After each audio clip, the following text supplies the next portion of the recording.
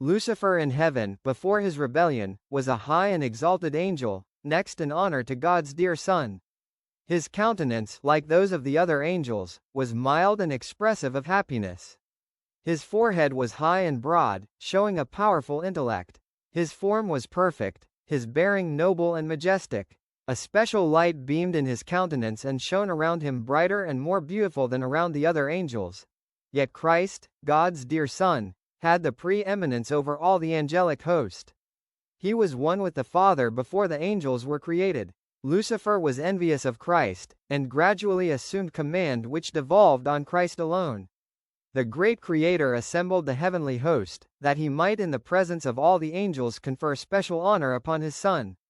The Son was seated on the throne with the Father, and the heavenly throng of holy angels was gathered around them.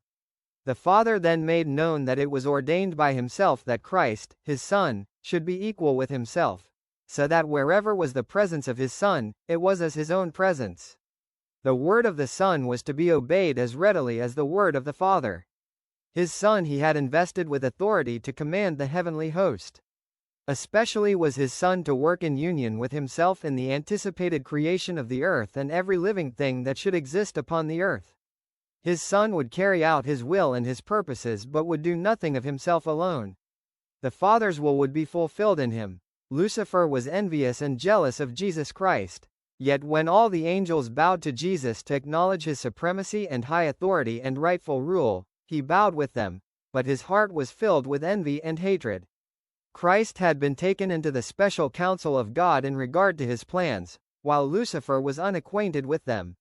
He did not understand, neither was he permitted to know, the purposes of God. But Christ was acknowledged sovereign of heaven, his power and authority to be the same as that of God himself. Lucifer thought that he was himself a favorite in heaven among the angels. He had been highly exalted, but this did not call forth from him gratitude and praise to his Creator. He aspired to the height of God himself.